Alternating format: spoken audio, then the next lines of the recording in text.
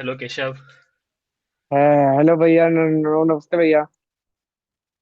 अरे अरे भाई, कैसे और हो? बताओ कैसा लग रहा है। बस मैं ठीक, बस आप भैया बताओ। सीए फाइनलिस्ट बनने का अच्छा लग रहा है भैया, जो मतलब जब रिजल्ट आया तो उस समय तो बस मैं अपने इमोशंस को ही कंट्रोल नहीं कर पाया था। तो आपकी स्टार्टिंग जर्नी से करते हैं। अपने नवंबर 3 तारीख को, मेरे को नवंबर 2025 को आप टेक्स्ट किया था। भैया मेरे को हाँ। आपका नंबर मान्यता से मिला। मान्यता आपकी उसी बैच में आपकी फ्रेंड थी। तो उसने आपको मेरा नंबर दिया और आपने मैसेज किया था, I got your number from her. भैया I am failed from last 2 attempt. और मैंने आपके 2 अटेम्प्ट का लास्ट, आपने जो मेरे को मार्कशीट भेजा था मैंने अभी लिख के रखा है। आपके मई 25 में थे, आपके ग्रुप 1 में 133, ग्रुप 2 में 99।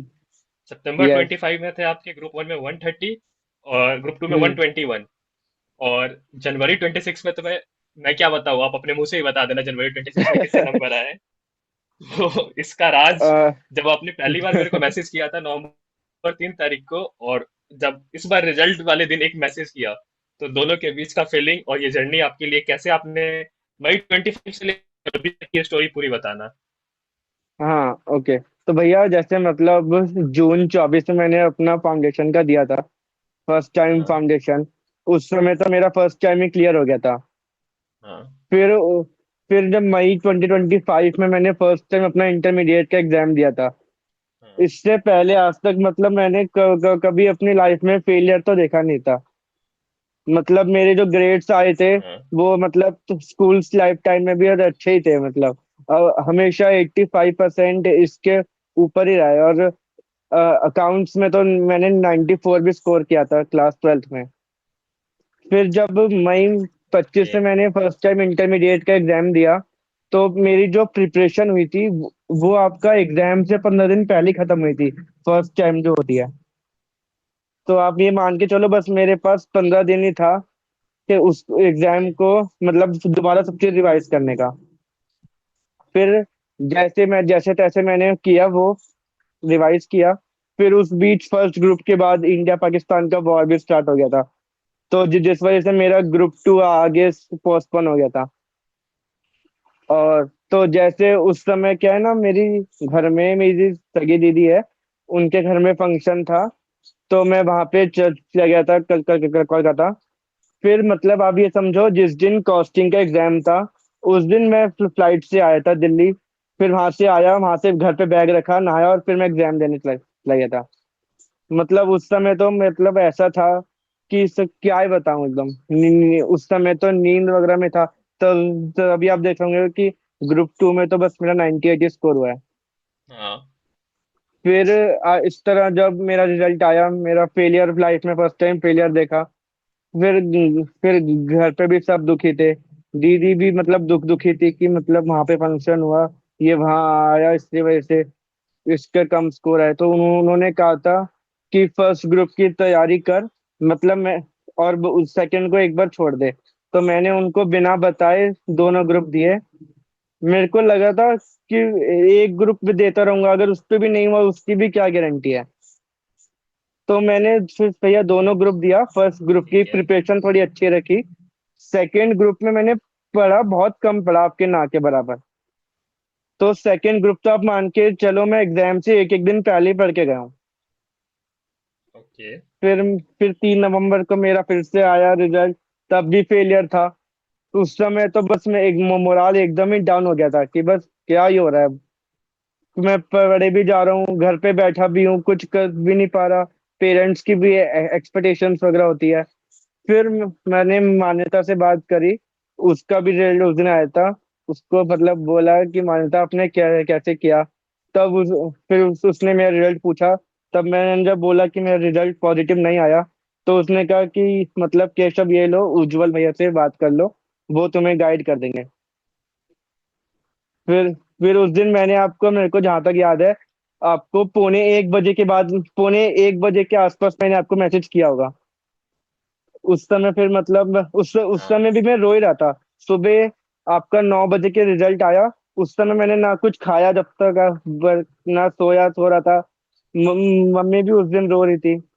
फिर आपको पौने 1 बजे के बाद मैंने आपको मैसेज किया कि भैया मैं पिछले 2 बार से दिया, मेरा नहीं हो पा रहा, कि प्लीज इस बार आप मेरे को गाइड करोगे।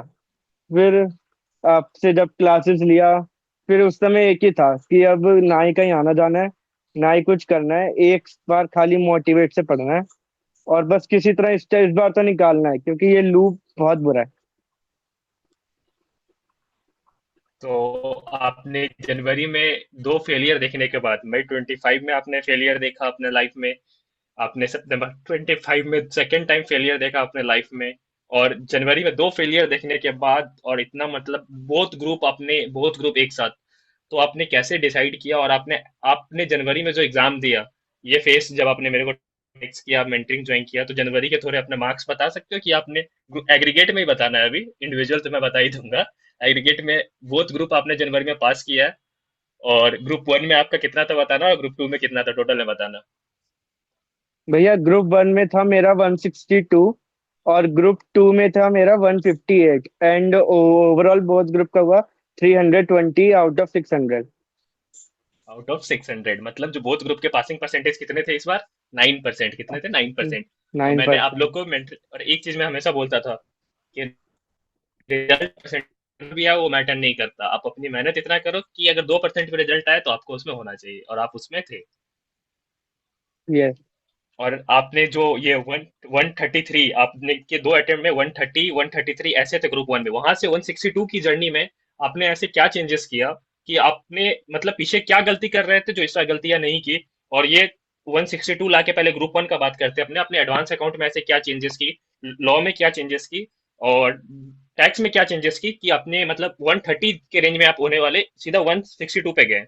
तो सब्जेक्ट वाइज एक बार अपने क्विकली बताना कि आपने क्या क्या चेंजेस किया, क्या क्या तो गलतियां नहीं भैया की अब। जैसे रिजल्ट आया 3 नवंबर को, मैं 1-2 दिन तो पढ़ा नहीं। मैंने पहले खुद पे एनालाइज किया कि मैं किस जगह लैग कर रहा हूँ। फिर मैंने एक चीज पे हम्म। नोटिस किया कि मेरा एग्जाम पूरा नहीं हो पा रहा था। मेरा आपका हर एग्जाम में आप कम से कम 15 से 20 मार्क्स का रह जाता था। तो अगर आप टोटल भी करोगे एग्रीगेट का 6 का, तो आपका मोटा मोटी 125 से 130 नंबर का तो मैं अटेम्प्ट ही नहीं कर पा रहा था। और मेरे हम्म। को फिर नंबर चाहिए थे सिर्फ 50। तो मैंने ये डिसाइड किया कि अब की बार रिवीजन, ठीक है रिवीजन करूंगा, उसके साथ साथ रिटर्न प्रैक्टिस ज्यादा करूंगा। तो मैंने अब की बार रिटर्न प्रैक्टिस पे ज्यादा फोकस किया। आप मैं सेल्फ कॉन्फिडेंस बूस्टर बेचते थे, उनको मैं प्रॉपरली करता था टाइमर लगा के, कि कुछ भी हो अब की बार जितना हाथ चलेगा उतना ही चीजें रिकॉल होंगी, प्लस एग्जाम टाइम में स्पीड भी बढ़ेगी। और इस बार मैंने एक चीज नोटिस करी कि मेरा छूटता था तो सिर्फ 2 या 3 मार्क्स का ही बस।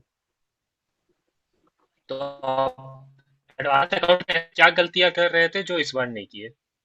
सब्जेक्ट वाइज अपने बात करते हैं, ऐसी क्या गलती आपको लगा कि आप पीछे कर रहे थे और ये मेंटिंग ज्वाइन करने के बाद आप नहीं किए? एक तो आपने बोला कि सेल्फ कॉन्फिडेंस बूस्टर, एक आप स्टूडेंट ऐसे थे बहुत गिने चुने में के जो मतलब मैं बूस्टर भेजता नहीं था कि आपको आपका मैसेज आ जाता था भैया मेरे को आंसर इसका भेज दो, भैया आपका क्वेश्चन मेरे पास, क्योंकि मेरा रूल था कि जो मेरे को सॉल्व करके भेजेगा उसी को मैं आंसर हम्म। भेजूंगा, नहीं तो मैं हाँ। सजेस्टेड आंसर नहीं देता था, और आपका नहीं लिखा भी हुआ दे मेरे पास देते आज थे। तक के हर एक चैट में था। आपके चैट में मेरा, मैं जब देखता हूँ ना आपका चैट, मैं कल और भी बाकी बच्चों से बात कर रहा था तो मैं आपके बारे में यही बता रहा था, केशव का रिजल्ट ऐसे नहीं आया, इस बंदे ने जो मेहनत किया मतलब आपने, मतलब मैं अगर रात में बोलता था कि आप लोग को ये टारगेट आज पूरा करना है एक्स्ट्रा एफर्ट सेशन में, अगर किसी का एक पहले होता था वो केशव का होता था। अगर कोई रात रात तक पढ़ता था, नींद आता था फिर भी पढ़ रहा था, तो कौन पढ़ता था? केशव पढ़ता था।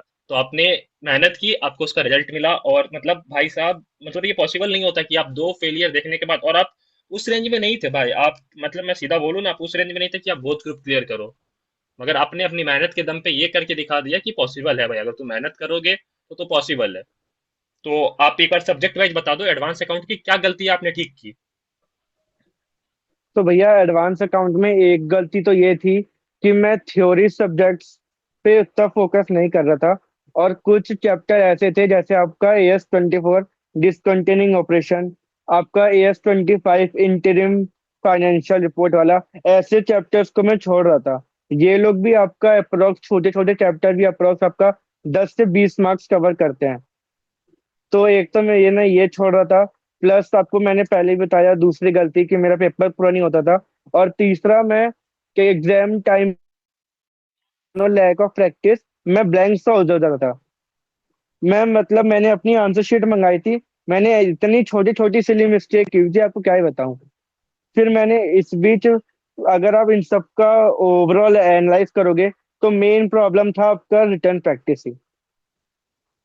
जो आपने मेंटरिंग ज्वाइन किया तो आपके डेली टारगेट के हिसाब से आपने सब कुछ किया।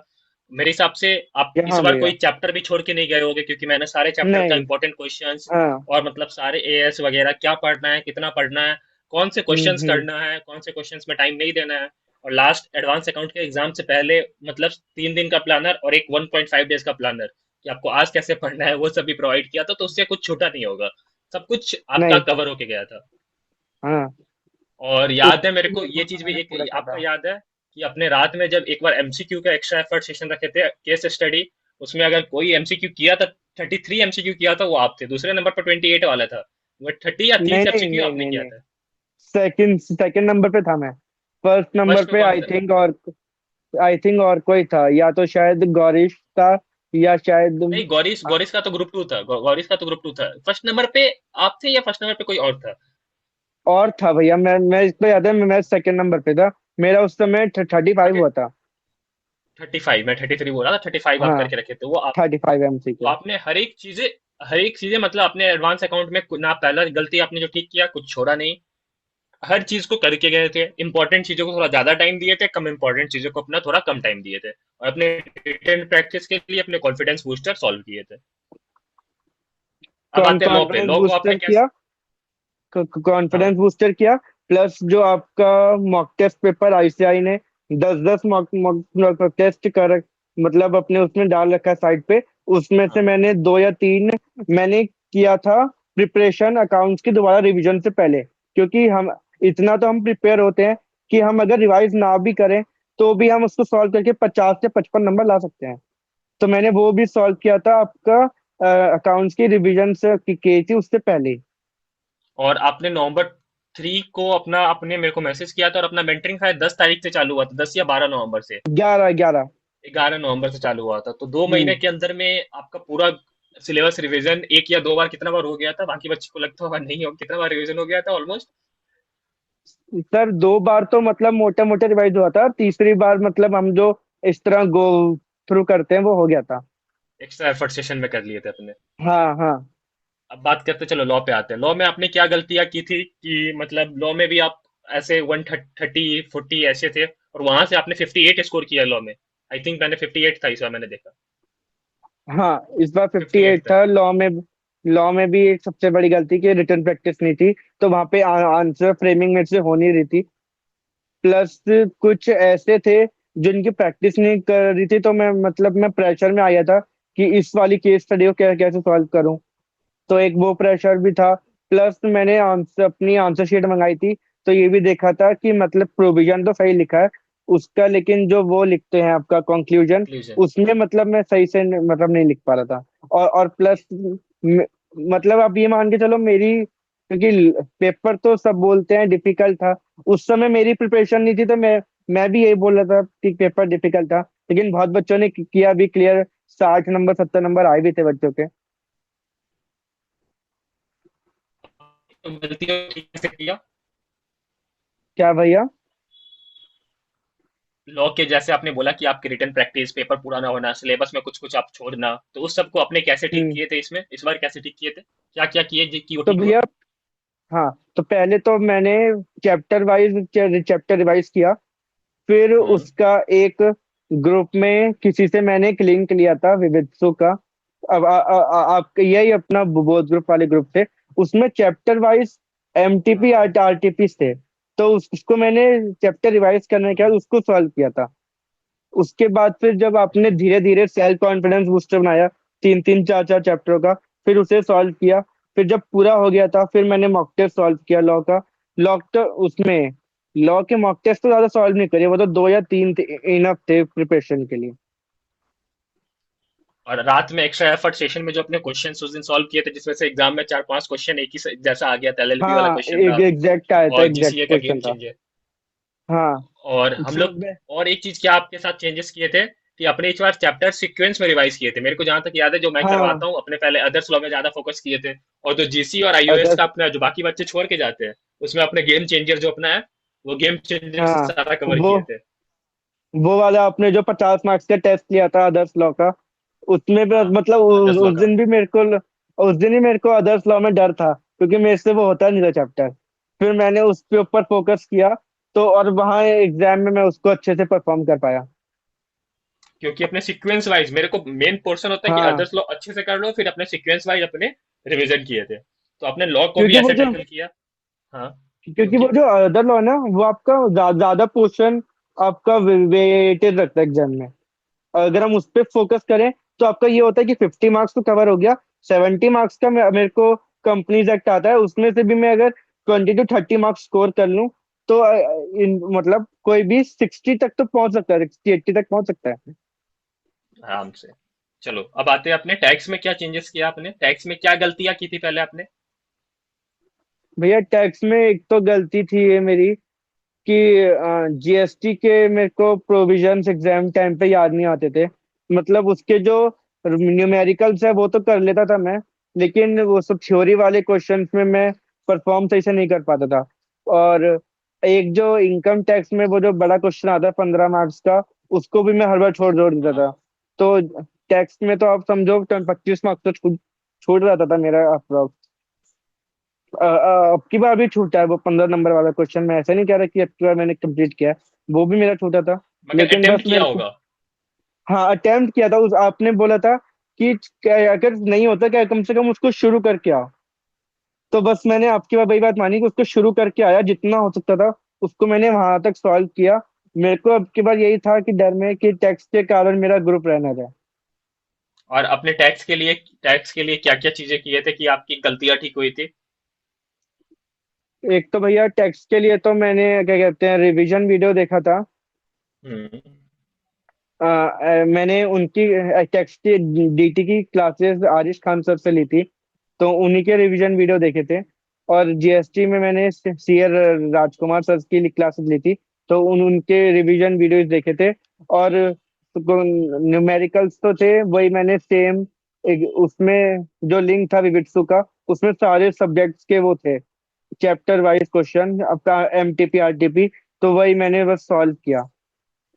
और और एक आपने और मेरे को वो दिया था, वो एक एक वो दिया था, याद नहीं आ रहा भैया। क्वेश्चन बैंक टाइप का था कंपाइलर। इम्पोर्टेंट क्वेश्चन लिस्ट हाँ जीएसटी की। इंपॉर्टेंट क्वेश्चन लिस्ट भी, प्लस आपने जो गेम कॉन्फिडेंस चेंजर्स लिखे बूस्टर, थे। गेम हाँ चेंजर हाँ। जीएसटी का, और एक compulsory question, 10 compulsory question GST का जो पहला क्वेश्चन आता है। हम्म। और हाँ डीटी का भी पहला क्वेश्चन का 10 क्वेश्चन, टीडीएस का, एडवांस टैक्स का, रेसिडेंशियल स्टेटस का, कैपिटल गेन का इंपॉर्टेंट क्वेश्चन। जीएसटी के तो बहुत सारे भैया वही था आए थे जो आपने वो ये गेम चेंजर में दिए थे।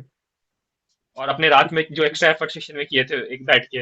वो जो हाँ वो जो हमने एमसीक्यू भी सॉल्व करे थे जीएसटी के, हाँ। वो सब भी बड़े मतलब यूजफुल रहे थे मेरे लिए तो। तो आपने डीटी में भी अपनी गलतियां ठीक करके यहाँ पे ग्रुप वन भी पास किया। अब आते हैं आपके ग्रुप हाँ टू पे। ग्रुप टू आपका ऐसा, ग्रुप टू में सबसे पहले तो मैं बात करूंगा आपके एक सब्जेक्ट पे, जो सब्जेक्ट आपको सबसे ज्यादा डर लगता था, ऑडिट। उस ऑडिट सब्जेक्ट पे मैंने एक चीज नोटिस किया कि केशव ने उस ऑडिट सब्जेक्ट को इतना ज्यादा यूटिलाइज किया है कि केशव ने ऑडिट में 63 स्कोर किया। अगर केशव का ऑडिट में 63 नहीं आता तो केशव का शायद ग्रुप टू नहीं हो पाता। शायद ग्रुप टू नहीं हो पाता केशव का, क्योंकि केशव नहीं हो पाता। कॉस्ट में 48 है और एफए में 47 समथिंग है। मगर फोर्टी केशव ने सेवन है। ऑडिट में 63 लाया कहाँ। पहली बार में केशव को ऑडिट में 35 मिले थे शायद। 35 सेकेंड आए टाइम थे। में 41 आया था ऑडिट में। और सेकेंड टाइम में 41 आया था। और वहां से 63 का जर्नी। और जो केशव ऑडिट ऑडिट ऑडिट, आप ऑडिट के लिए बता सकते हो कि आपने क्या किया, क्या गलतियां थी, और इस ऑडिट को आपने कैसे अच्छे बनाए। और ऑडिट में अपने जो किए हैं चीजें, वो मेहनत, वो रातों की नींद, वो वाइवा सेशन, वो सारे इंपॉर्टेंट चीजें आपको कैसे हेल्प हुई। भैया ऑडिट के लिए तो मैं एक चीज कहना चाहूंगा। सब बोलते हैं कि अगर प्रिपरेशन नहीं हो रही तो एग्जाम छोड़ दो, मतलब वो आगे पोस्टपोन कर लो, ये मत दो। तो जैसे मैंने आपको अभी भी कहा था कि सितंबर में मेरी मेन फोकस ग्रुप वन पे थी, ग्रुप टू पे नहीं थी। लेकिन मैं ऑडिट एक दिन पहले पढ़ के गया और उस समय मैंने 41 स्कोर किया। तो मेरा एक चीज तो माइंड में क्लियर था कि ऑडिट में नंबर मिलता है, ऐसा नहीं है कि ऑडिट में नंबर नहीं मिलता। अगर हम सही से लिखेंगे तो हमें नंबर मिलेगा। तो फिर बस मैंने वहीं से किया। फिर आपने मेरे को उनका नंबर वो यूट्यूब चैनल बताया था सक्षम जैन सर का। उनका मैंने रिवीजन वीडियो देखा, और उनका तो खाली मैंने चैप्टर 5 देखा था, जो बच्चे ऑलमोस्ट छोड़ के चले जाते हैं। और जो क्योंकि ऑडिट ऑफ अपने वो स्मार्ट आइटम्स टेक्निक ऑफ। में कवर किए थे। हाँ। हाँ। अब अपने और एलडीआर वो टॉपिक वो अपने सब सारे चैप्टर के थे। वो आपने बोला था कि इसको तो मत छोड़ना। तो मैं आपने मेरे को उनका यूट्यूब चैनल बताया, मैंने वो देखा। और बाकी मैंने शुभम केशवानी सर की वीडियो देखी। और बाकी जो आपने एलडीआर क्वेश्चन भेजे थे चैप्टर वाइज, उनको मैंने सॉल्व किया। ज्यादा तो सॉल्व नहीं किया, हाँ। 3 4 क्वेश्चन क्या कहते हैं ऐसे से सॉल्व किया। और उसमें ऑडिट में भैया ये है कि एक क्वेश्चन होता है जिसमें पूरा ऐसे ऑलमोस्ट कवर हो जाता है। अगर हम उसको भी कर लें तो बहुत सारे छोटे छोटे क्वेश्चन उसी से बन जाते हैं। तो बस आपके जहाँ मैं आपके वो जो चैप्टर चैप्टर जो एलडीआर थे, वो मेरे लिए काफी बेनिफिट रहे। और एलडीआर टॉपिक जो अपने ने दिया था एग्जाम एनालिसिस की कौन सा टॉपिक से कब कब क्वेश्चंस आया है, हाँ। उससे बहुत ज्यादा हम्म। हेल्पफुल। और अपने एग्जाम में क्वेश्चंस भी वहां से आए थे, एलडीआर टॉपिक वहां से से ही आए थे। हर बार वहां क्वेश्चंस से आए आए थे। थे। और एक ऑडिट हाँ। का मैंने 100 मार्क्स का मॉक टेस्ट किया था, जिसमें से 3 क्वेश्चन थे यूएम पैरा वाला, एक डायरेक्टली इंटरनल इंटरनल और कंट्रोल का एक क्वेश्चन था, और एक और कोई क्वेश्चन था जो सेम, मतलब बस नाम चेंज था स्टार्टिंग का, जो आपने एग्जाम के बाद बोला भी उस था। उस समय भी मतलब मैंने काफी वो था, मतलब एक्साइटेड था कि भैया कितने आए बता दो। आपने बोला था मत सुनो, मोरल डाउन हो जाएगा। मैंने फिर भी कहा कि भैया कोई नहीं, बताओ एटलीस्ट, पता तो चले कहाँ पे मैं इस समय वो कर रहा हूँ। उस समय भी शायद आप कितने थे आपने चेक किया था? शायद आपने कहा था 55 से 60 के रेंज में। हाँ, यही 50 बोला था 50 शायद आपने। 56 था आपका, 56। हाँ। तो बस आप यही कह रहे थे कि मत सुनो, मोरल डाउन हो जाएगा। फिर मैंने कहा कि भैया कोई नहीं, कैसा भी हो बताओ। अगर बुरा होगा तो मैं उस पर और काम करूंगा, ताकि एग्जाम में वो गलती ना हो पाए। और आपने और आपने काम किया, आपने काम किया। अपने बात करते एक और चीज पे, जब ऑडिट का एग्जाम पोस्टपोन्ड हुआ था, बहुत सारे बच्चे के मन में दो चीज था। एक तो भाई अब जब एग्जाम का डेट आएगा तब पढ़ेंगे, दूसरा चीज यार पेपर हार्ड आएगा। तो शायद मैंने वो दोनों चीजों से आप लोगों को दूर रखा जो मेरे बच्चे थे। तो हाँ। उस नेगेटिविटी या पेपर हार्ड आपने कैसे टैकल किया? और मैं आपके पास मेरा हर एक जूम का रिकॉर्डिंग है, मेरे पास आपका पूरा जूम रिकॉर्डिंग, आपने हर एक दिन भी ऐसा नहीं हुआ कि आप नहीं पढ़े हो। हर एक दिन पढ़े हो, रात रात भर पढ़े हो, दिन दिन भर। और ये जो पढ़ता है उसको नंबर मिलता ही है। जो बच्चा ये बोलता है कि मेरे को आईसीआई फेल कर दिया, ये कर दिया, ऐसा कुछ नहीं होता भाई। मैं केशव का भाई, ठंडा का सीजन था, और केशव मेरे के पास मेरा एक जूम में रिकॉर्डिंग भी है जो हम लोगों ने किया था, ये सॉल्व वर्ड के मतलब पढ़ रहा था। और कभी कभी तो जब मैं ग्रुप में फोटो भेजता था कि स्क्रीनशॉट जूम का लेके, तो ये मतलब ऐसे नींद में रहता था मगर फिर भी पढ़ रहा था, फिर भी पढ़ रहा था। उसका और का तो मतलब आप मतलब मेहनत जो और वो इतना खुश है आज वो अपने सीए फाइनल की जर्नी अब स्टार्ट करने वाला है, तो ये सारी उसकी मेहनत है। तो आपने उस नेगेटिविटी को कैसे दूर किया था, और कैसे उस दिनों में प्रिपेयर किया था जहां था बच्चे या तो चिल कर रहे थे या तो कुछ और सोच रहे थे कि पेपर हार्ड आएगा, इजी आएगा?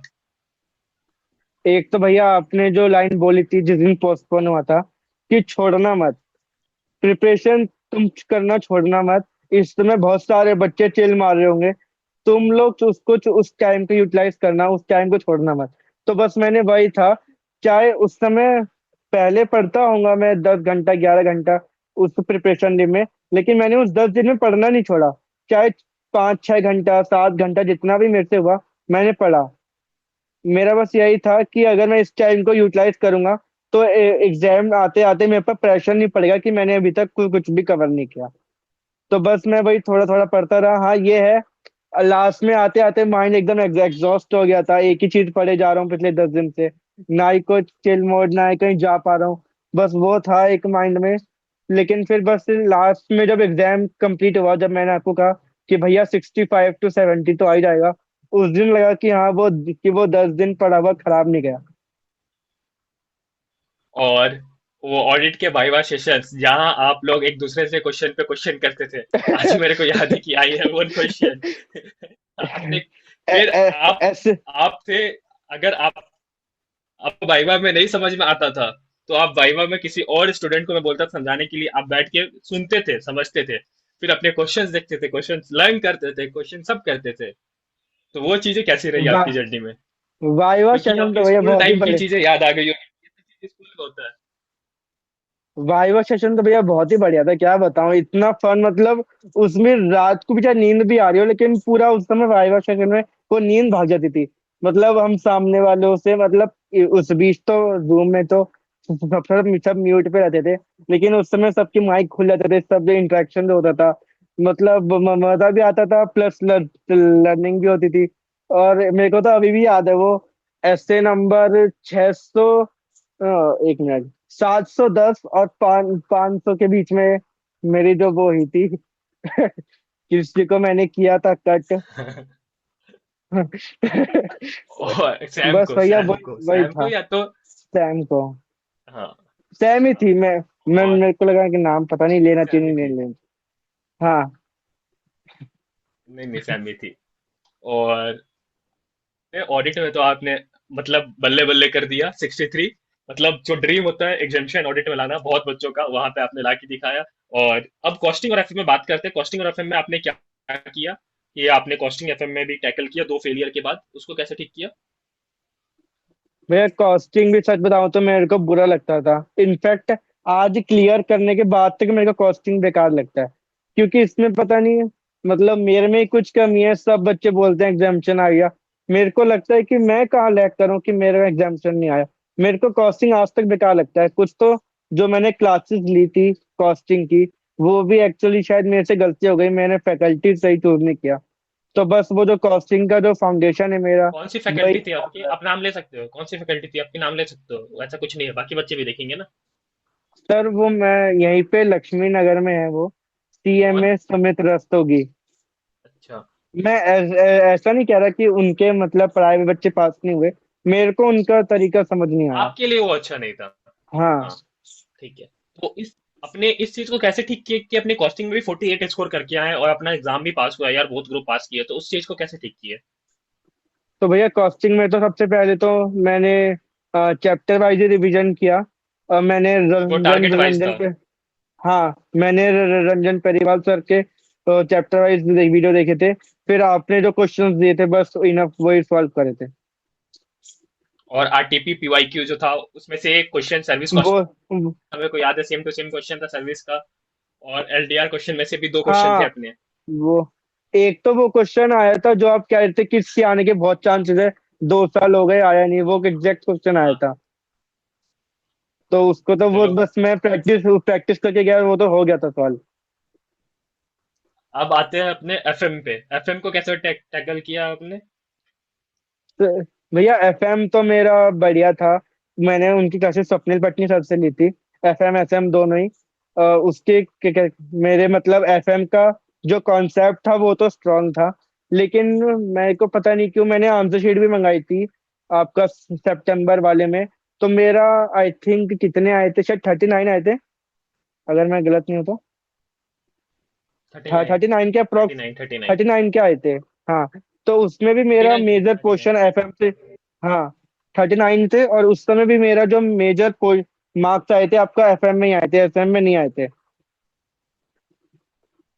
एसएम का पता नहीं, मैंने देखा तो देखा आपने ये इस लोग बार ऐसा मार्क्स कुछ कम किए कि देते कोई हैं। चैप्टर छोड़ के गया या अपना? नहीं नहीं, तो छोड़ा अपने था इस बार कुछ कुछ भी ऐसा नहीं। किए थे कि छोड़ा कुछ, मतलब कुछ आया था एसएम के वो नहीं गेम भैया। Changer PDF? हाँ बस मैंने एसएम में तो मैं आपके जो चैप्टर वाइज गेम चेनल थे वही करके गया था, मैं उसकी कोई रिवीजन वीडियो भी नहीं देखी मैंने। और एलडीआर वो और इनफ था? बस मुझे एलडीआर टॉपिक और गेम चेंजर एसएम वो का? इनफ था, वो इनफ था। उसमें तो बस आपके जो क्वेश्चंस थे मैंने वही पढ़ा, एग्जाम के सुबह भी बस मैंने वही क्वेश्चन देख के गया था। आपने बोला था रात को कि इसको देख लेना, इतना ही आएगा, बस वही पढ़ा मैंने और वही करके आया। F M. और आप आज आज आज आपके पास उसका एफ रिजल्ट है कि आप बोल सकते हो कि आपने बहुत ग्रुप क्लियर किया है।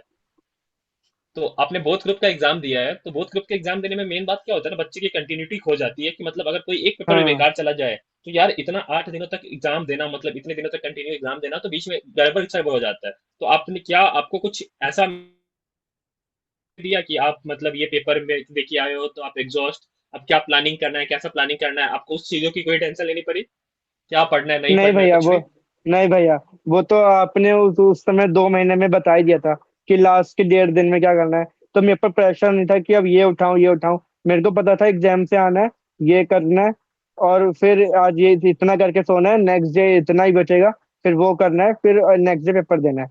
मेरा प्लान फिक्स था, तो मतलब कोई ज्यादा सोचना बरतना नहीं पड़ा।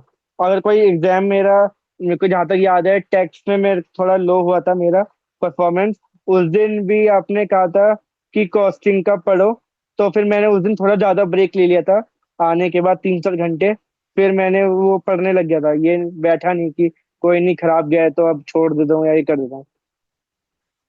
क्या इस जर्नी में मैं आपको कभी अकेला फील होने दिया कि आप अकेले नहीं भैया, हो? ऐसा आपके कभी भी? आप तो भैया आप तो भैया रात रात भर हमारे साथ जगे हो, आपने अपनी नींद सेक्रीफाइस कर दी। हम लोग के कारण आप तो 3 4 दिन बीमार भी पड़ गए थे ना सोने के कारण, लेकिन उसके बाद भी वो तो ठीक है बीमार ना, पड़ आप लोग पास हो बीमार गए तो वो बहुत बड़ा बात लेकिन उसके बाद भी आपने ये नहीं कि बीमार पड़ गया तो अब सो जाता हूँ, ये लोग पढ़ते रहेंगे। आप उसी दिन ठीक होने के उस दिन भी आप, थोड़ी सी आपकी शायद तबीयत खराब थी, हम बोल रहे थे भैया सो जाओ सो जाओ, लेकिन आप उस दिन भी नहीं सोए। है। आप लोगों की मेहनत थी ना, आप लोगों की मेहनत को मैं बर्बाद कैसे जाने देता? आप लोग इतना मेहनत करने वाले यार, जो खुशी भैया हुई लेकिन जब अगर रिजल्ट आप आया अगर तो आप ही फील कर सकते। आप अगर मोटिवेट नहीं करते तो मेरे को नहीं लगता मैं इस बार भी क्लियर कर पाता। नहीं, वो तो आपकी मेहनत है भाई। मेरा मोटिवेशन, अगर आप मेरा अगर कुछ भी रहा वो 10% ही होगा। सारी आपकी मेहनत है, आपने जो मेहनत किया है, जो एफर्ट्स किए हैं, सब वो आपके ऊपर जाते, सब आपके है, सब है। वो करना पॉसिबल नहीं है भाई, इतना एफर्ट्स करना, इतना मेहनत करना। क्योंकि मैं आप लोग को भी बोलता हूँ, और मैं हर एक इंटरव्यू में ये बात अभी बोल रहा हूँ, और आप लोग को भी बोलता था कि सीए में पढ़ता है, ऐसा कोई भी बच्चा नहीं है जो सीए मानेगा नहीं पढ़ता है। मेरे पास वही होता है जो थोड़ा एक्स्ट्रा एफर्ट करता है, और वो एक्स्ट्रा एफर्ट जो आप लोग करते थे ना, वो आप लोगों का आज रिजल्ट पे दिख रहा है। और लेकिन भैया मैं एक अगर और चीज पूछना अगर चाहता मैं हूँ ज्वाइन आपसे। नहीं करता, बोलो। एक बात बोलना चाहता हूँ मैं, अगर मैं ज्वाइन नहीं करता तो मैं भी शायद उन बच्चों में होता कि मैं भी वो एक्स्ट्रा एफर्ट ना करता। अगर मैं आपने एक्स्ट्रा कितनी एफर्ट बार तो आपने एक्स्ट्रा एफर्ट आपके कितनी बार तो भैया ऐसा भी हुआ था कि 4:30 5 बज गए थे, मैं पूछता भी था भैया सो जाऊं, फिर आप बोलते थे नहीं आधा घंटा और पढ़ लो, 1 घंटा और पढ़ लो। फिर कितनी बार तो ऐसा भी होता। फिर मैं सोचा चलो ठीक है, जब भैया जग रहे हैं तो मेरे को जगने में क्या प्रॉब्लम है। वो। और मैं आपसे दो तीन चीज और पूछना चाहता हूँ जो सब बच्चे के माइंड में होता है। क्या आप कोई सोशल मीडिया पे थे, इस पे थे जब आपने मैसेज किया था, और टिल जनवरी के एग्जाम तक टिल कोई सोशल मीडिया आप यूज कर रहे थे? नहीं भैया, मैंने इंस्टाग्राम अपना हटा दिया था जब मेरा रिजल्ट आया। 3 4 दिन 11 तारीख तक तो मेरी आईटीटी क्लास चल रही थी, तब तक तो मैं था। फिर जैसे ही रेगुलर प्रिपरेशन स्टार्ट करी उस समय मैंने हटा दिया था। फिर आपका ऑडिट और का जब डेट पोस्टपोन हुआ, तो उस समय मैंने मतलब एक बार शुरू किया, फिर एग्जाम से 3 4 दिन पहले उसको दोबारा इंस्टॉल कर दिया था। और आपने इस रिजल्ट को पाने के लिए क्या क्या चीजें की, सेक्रीफाइसेस की, क्या क्या चीजें छोड़ा, और या क्या क्या चीजें आपको करने का मन होता था कि यार कर सकते थे, मगर सोचा नहीं यार अभी एग्जाम इंपॉर्टेंट है? कितने सारे तो भैया मतलब फेस्टिवल्स भी हुए थे, जब न्यू ईयर पे भी हम तो यहाँ तक याद है कि पटाखे फूट रहे थे, फिर हम सब मतलब जूम सेशन में ही थे, तब आपने बोला था कोई लॉ का नहीं। शायद था ना, लॉ का कि एडवांस अकाउंट का था सेशन? नहीं शायद हम अकाउंट से पढ़ रहे थे उस समय। हाँ। तब आप कह रहे थे कोई नहीं अभी इन लोग को पार्टी करने दो, जब अपना रिजल्ट आएगा हम लोग तब पार्टी करेंगे। तो आज वो पार्टी आप किए उस होंगे, वो लगा होगा कि 31st नाइट में पार्टी किया, अच्छा लग रहा है। वो सब मतलब पार्टीज वगैरह सेक्रीफाइस किया, थोड़ा सा मतलब अपना फोन का स्क्रीन टाइम अपना कम हुआ, और फैमिली से बातचीत वगैरह जो मतलब होता है वो कम हुआ, फिर मैं पढ़ाई में लग गया था। और बस ये कहीं घूमना फिरना वो सब बंद हो गया था। लेकिन बस और ये है तीसरा। सब। हाँ, क्या कह रहे हो? हाँ, बोलो बोलो। बोलो बोलो बोलो। बस यही है कि और जितनी भी चीज सेक्रीफाइस थी वो आज सब चीज वर्थ इट लग रही है। बहुत लगेगी, मेहनत किया है ना आपने इतना, और मेहनत करने के बाद जो फल मिलता है ना, वो और ज्यादा मतलब सुहावना होता है मुझे तो। अब आपसे एक और चीज, अब आने वाले बच्चों के, अभी जो बच्चे अब एग्जाम देने वाले हो, उनको आप क्या गाइडेंस देना चाहोगे? कि उनके पास भी टाइम वही टाइम है जिस टाइम में आपने ज्वाइन किया था, उससे थोड़ा सा बस लेट हुआ होगा, या अभी भी एक मंथ या कुछ हम्म। दिनों बाकी होंगे, तो आप उनको क्या बोलना चाहोगे कि उनको, मतलब बहुत बच्चे एडिक्शन होते हैं, बहुत बच्चे ऐसे होते हैं ना जो सोचते हैं यार मेरे से पढ़ा नहीं जा रहा, तो मेरे को आपसे साथ मैं कनेक्टेड ही था डेली बेसिस पे, तो मेरे को इतना पता है कभी कभी आपको भी पढ़ने का मन नहीं करता, कभी कभी आपके दिमाग में भी नेगेटिव थॉट आते, भैया इस बार भी नहीं हुआ तो, भैया इस बार भी नहीं हुआ तो ये सब बच्चों के मन में आता है, तो ये आप भी बता सकते हो कि ये आना नॉर्मल है। मैं भी आप लोगों को बोलता था और आने वाले बच्चों को भी मैं यही बोलता हूँ, ये सब चीज आने नॉर्मल है। आपको एक चीज मेंटेन करना है, कंसिस्टेंसी, और कंसिस्टेंसी मतलब ये नहीं होता है कि आप 10 घंटे 12 घंटे डेली पढ़ो। आप उस दिन भी पढ़ो जिस दिन आपको पढ़ने का मन नहीं कर रहा है, उस दिन भी आप 2 घंटे या 4 घंटे पढ़ने के लिए बैठो, इसको आप कंसिस्टेंसी बोल सकते हो। ये नहीं कि आप 12 घंटे डेली पढ़ रहे हो, इसको नहीं, क्योंकि आप इंसान हो या रोबोट नहीं हो कि आप 12 घंटे चौदह हम्म। घंटे डेली पढ़ोगे।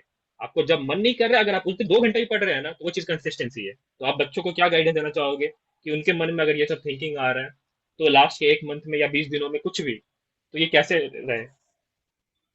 तो भैया मैं यही कहना चाहूंगा कि पॉसिबल है, अभी भी लेट नहीं हुआ है।